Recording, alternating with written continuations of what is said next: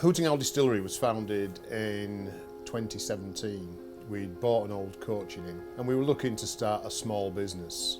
Being a foodie and a retired butcher, I wanted to do something that was food related but something we could do from home. I like a gin, so we decided that we'd start a gin distillery and use the history of the house and my life story. I have a friend who owns a distillery, but she's also a chemistry teacher, so she taught me the basics of distilling.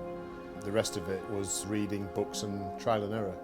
And we very early on decided that we'd let stories write recipes. So what we do, we take a story, we interpret it, we then look whether it's flora and fauna or whether it's culinary influences of that area. We look at them and we let them write the recipe. There's a reason for everything, and if there isn't a reason for it, why is it in the gin? We make London dry gins, which means everything in the bottle has travelled through the still. We haven't had any flavours or anything afterwards.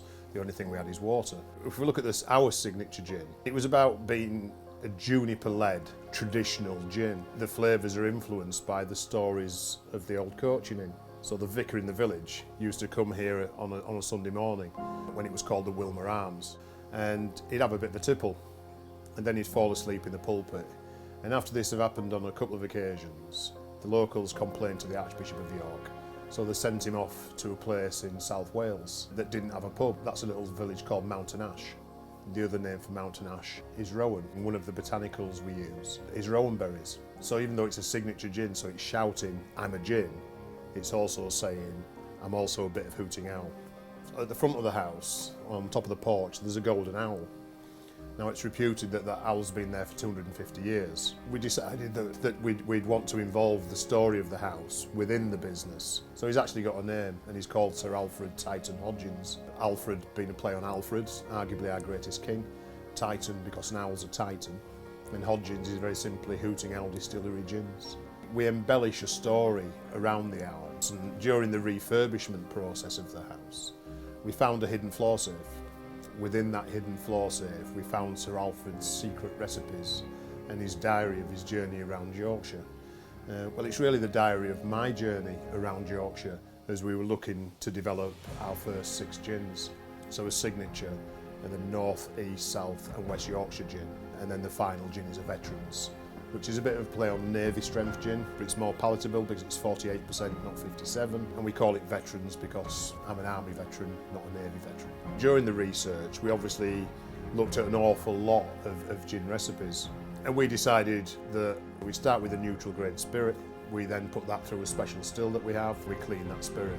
So we're taking out the methanol and other compounds that we don't want before we then add it to our recipe, and most people do it all together.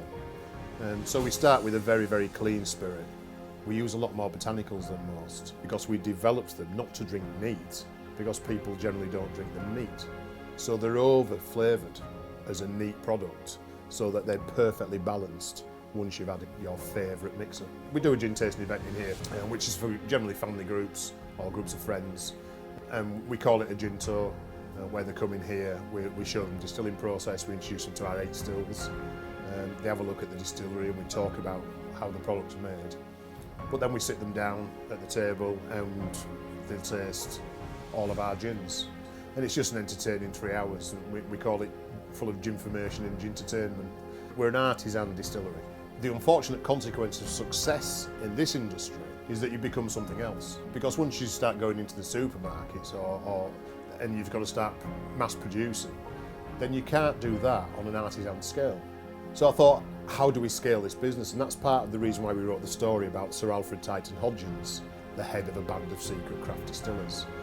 One being the Curious Cat Distillery. The Curious Cat was another member of this band of secret craft distillers. We've still grown the same as any other distillery has grown, but we've not grown into a large bottling plant. We are just more artisan distillers working together.